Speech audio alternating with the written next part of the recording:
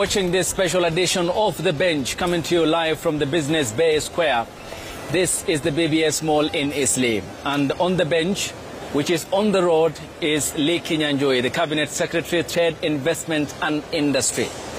We'll be talking about the ease of doing business in Kenya, what needs to be fixed for the country's economy to get back to the path of productivity-led, export-oriented economy, and much more, including the question of infrastructure. Waziri, thank you so much for your time. Appreciated.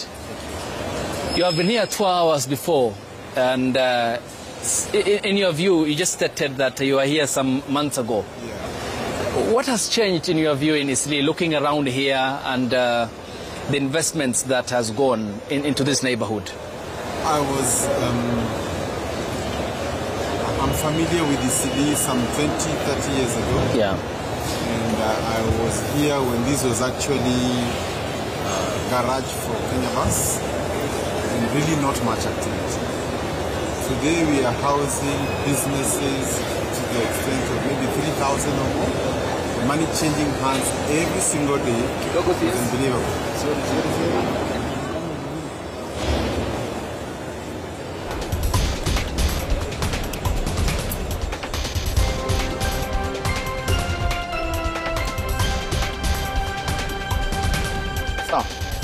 Yeah, Waziri, yes.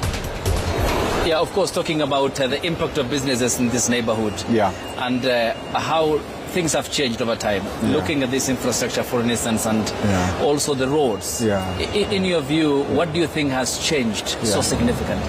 Yeah, so I think first is to appreciate that Nairobi is not just the capital of Kenya. It's really the capital for the bigger region. And Eastleigh continues to play a bigger role where much of the trading, much of the commodity trading on almost every other commodity is done, and a lot of exchange actually happens. And you know there are people who come from Kenya, all the way from East Africa to buy their commodities here. And I think that's probably one of the biggest things that keeps Nairobi awake for a whole 24 hours, because there are people coming in the morning, others going in the evening, others have to sell banks, financial services, and so on. And I think that's a very, very, very good thing for Kenya. Maybe the important thing to note is that for that to happen, people must feel confident to invest in a country. Yeah. That when you put your money, you're sure your investment is safe, you can come there anytime, you can get your money out. And I think for Kenya, one of the biggest things that the president did is to waive visas for Africans coming to Kenya. So if you come from any part of Africa and you want to land in Kenya, you need no visa. That has created the necessary confidence for them to come and invest here in Kenya. Yeah. And we can see that. Yeah. And looking at this model itself, and it's a case of an investor confidence here which has happened. And looking at the community here around, how they marshal resources, the question of organizing themselves. What are the contributory factors that the government can supplement that on, given the organization and also generally the investment across the country and the investor community, to create confidence for more money to come into the Kenyan economy? Yeah. So I think the first thing is the realization that Kenya offers a stable environment for investment, because nobody wants to put their $10, $20, $30 million and in 2 years they cannot get it. So first is that the president has made it very clear that on our investment pledge to every investor across the world, we are going to have a stable investment environment. And how do we do this? One is that Kenya, unlike many even other African countries, you can bring $100 million, and when you want to get your money out, there are no currency restrictions, which means you can wire it in, out, as you wish. That's liquidity, and allowing people to bring money in and out is very important. Secondly is investment allowance. So if you come and put a building of 5 billion, you'll be allowed to recover that before you can pay any tax, which now means that the tax will come after you have covered that. And then also to say that our stable currency plays a very big role, because you don't invest in a country and half year the currency loses value by 50-60%. It means your value also goes down by a similar amount. That currency stability at 128, 129, 130 has created a lot of confidence also for the investors, and it continues to inspire more. We see more and more people coming, and I want to confirm that on average every week we get up to 20, 30 inquiries of serious investors who want to come to Kenya because of that enabling environment that has been created. In a moment we'll talk about the licensing regime, but also let's first prioritize the question of infrastructure. Yes. And roads play a great role. This neighborhood is not as it was a decade ago, 10 years. And you had seen how the expanded roads have contributed largely to these investments. However, what's the government's bit on its part to do more on the infrastructure front to open up the country's economy at large? What has happened through Kenya Urban Roads Authority, the Eastleigh that we had a few years ago is obviously not the Eastleigh we have today. And the expansion of infrastructure from a road perspective to sewer and other social services becomes very necessary. But in future, what we would really want to do is that instead of developers going and then government now comes to create the roads, is the infrastructure that should go ahead of the developers, so that we are able to take into account both the population, the kind of services that will be required, and even the traffic flow, so that we don't end up having very big investments and the traffic flow does not go on very well. But I think what we have now started is actually because of land pressures in Nairobi, people are now going vertical. And you see, when you go vertical, you also reduce the land pressure that has already been there. So planning will be required, investments, including PPPs, which have already been started. We now have the expressway that has solved a lot of the Nairobi problems. But expressway is only one way. We could have many other PPP programs on Ngong Road, on Thika Road, or even to Eastleigh and many other places. And therefore, again, the government approach on going PPP, allowing private sector to invest in infrastructure, where government may not have it as an immediate priority, will open up more investment and more infrastructure for everybody. And there's genuine appreciation that we struggle with construction of roads across the country. There was recently the question of securitization. And it led to a lot of uproar. But then generally, Waziri, and you have been previously served as a political representative, this is certainly a big part and a big cog in this whole scenario we need to address, isn't it? So I think the problem we have as Kenyans, sometimes what you don't understand, we tend to object it, even when it has been proven to work elsewhere. So we cannot say we don't want more taxes, we don't want loans from outside, and we don't want to use private sector to help us build the infrastructure, because somehow it will cost money. Where will the money come from? So there must be a clear balance between taxation and, there are also sustainable levels. You cannot have a tax people beyond a certain point. So we don't want to raise that. So securitization becomes a very important and useful way of working off balance sheet to ensure that we're able to deliver infrastructure, not just roads, in actually every other field you can imagine.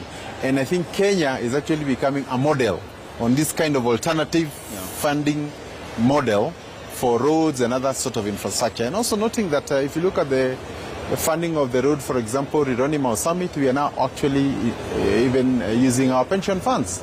So I think Kenya is at a transition moment where the traditional solutions that may not have worked, where we spent half of our time in those big capitals across the world begging for money, may not be the future. The future belongs in looking for solutions within, guaranteeing investors that their funds are safe and they will get a good return, and together we can be able to grow our country. And I want to assure you the next 5 years will be a take-off moment for Kenya. And security plays certainly a huge role. And I'm sure you have seen the community around here organizing themselves. Ideally, how then should the government also be coming in? Because this cooperation is much needed, community policing, which largely contributes to the success of an economy. So how important is it for that to be done and replicated across the country, given the willingness by the people to be more concerned about the security, especially of their businesses and largely the economy? I think the reality is that security is multifaceted. It's not just about policemen and armed and that kind of a thing. First, when people are busy making a shilling, there's economic sort of independence, the level of crime goes down. So when everybody realizes then that with safety, I can sell my wares, I can run my taxi, I can run my hotel, then we all realize that we are stakeholders in the security arrangement. And it is for that reason that we must emphasize the need for security to begin with the community that operates. But beyond that also, there's the use of technology. Because again, with technology, we are able to monitor behavior and be able to arrest situations before they happen.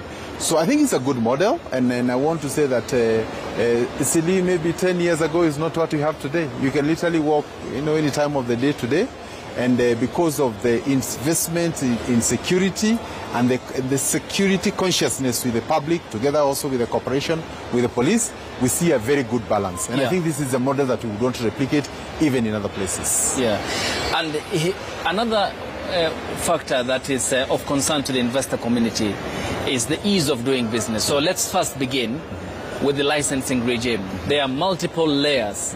We have the county level and we have the national government level. Yes. Can harmonization work in the context of allowing investors, as you talked about, who are willing to come into the country, to meet with ease all these processes and a consolidation point perhaps of our licensing regime? Yeah.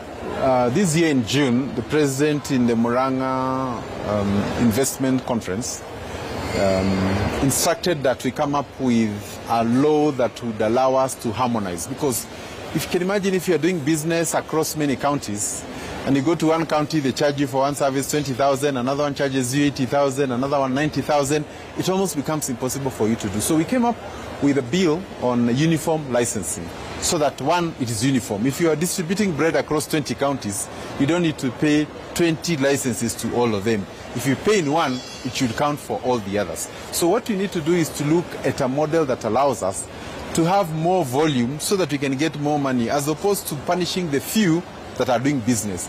And I want to really be grateful to Parliament because that was passed last week, and we'll be able to have it assented by the President in the coming days so that we can now be able to harmonize that.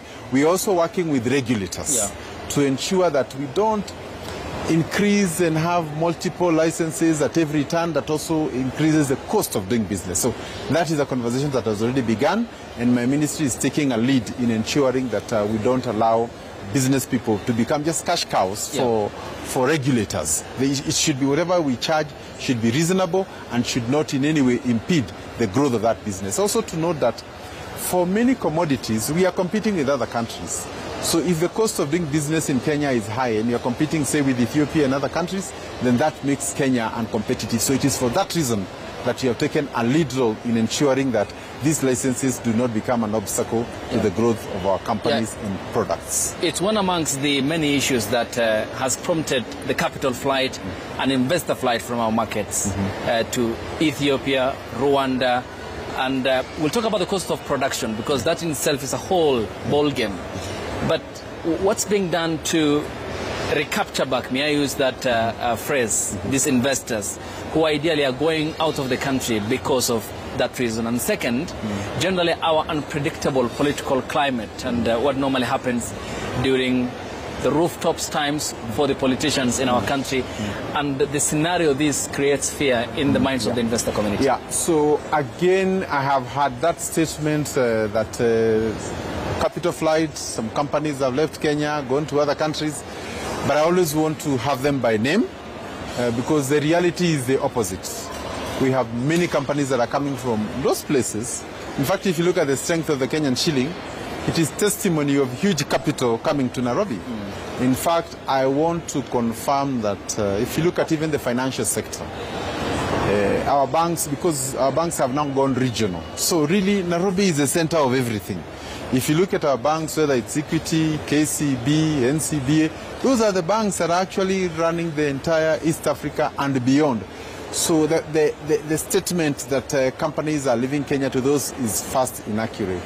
Secondly is on the issue of, say, political stability, which is what you allude to, that sometimes Kenyans may be a bit vocal on certain issues. I think that is our biggest plus, that we probably have our own way of ventilating, but we just need to make sure that we don't go beyond a certain point. And we have a very vibrant constitution, that can be able to stop from parliament, executive, elections have been stopped in this country. So I think Kenya has a very, very, very good constitution. And I think all you need to do is just to have fidelity to the constitution.